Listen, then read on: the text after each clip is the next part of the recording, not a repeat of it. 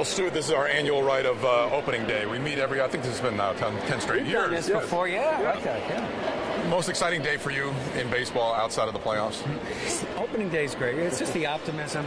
We're at 500, as every team is, and we have expectation of having a great year, and the building looks incredible.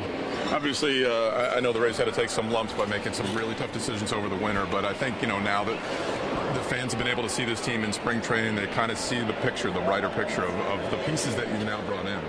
Yeah, there's nothing we did that we didn't want to do. Nothing we had to do. Most important to me, we've got an incredibly competitive team on the field.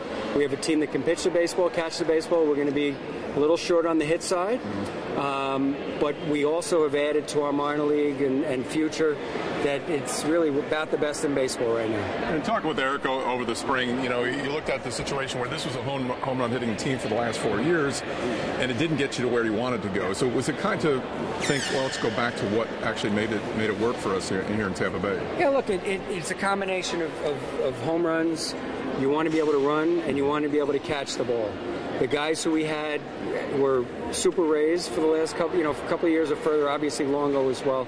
That's the biggest loss for us, not having him here. And there's no sugarcoating it. We do think Matt Duffy, assuming he's healthy, and he is right now, he's going to good bat-to-ball skills, as we say. He puts the ball in play, and he's a tremendous fielding third baseman. And you sprinkled in some veteran guys that have been through some pretty competitive games, playoff games with Carlos Gomez and Denard Span and Romo getting Ben back. Important to have that kind of experience as well mixed in with the youth. You need to have some, and clearly that's what Longo brought us. Souza was part of that, getting there to that point. But again, Longo, in 2008, when coming up, he was sort of the newish guy. We really didn't have that sort of lead guy at that time. There were a bunch of guys finding their way, Zobrist and Pena and Evan and others. So we had Floyd at the time, and now somebody comes to the forefront. Archer's picking up the slack a bit. We've got Kiermaier picking up the slack. Hechavarria has been there and done it, and Gomez is certainly one of those guys. So we're excited. Can you believe it's been 20 years? It's now 21st season we're heading into. It's what, and in the life of a baseball franchise, we're still the youngest on the block. Right. What excites you the most about this team that you've now put together for the 2018 season? We catch the ball, web gems, and I do think we're going to see a bunch of that, and we pitch the ball. I also like the idea that we're going to put the ball in play on the hitting side. I'd love that we could find another 50 or 80 home runs, but we'll see. It's not to be had right now. We've got a catcher who we brought in last year we thought was going to be our number 4 hitter. He's got to step up and do that.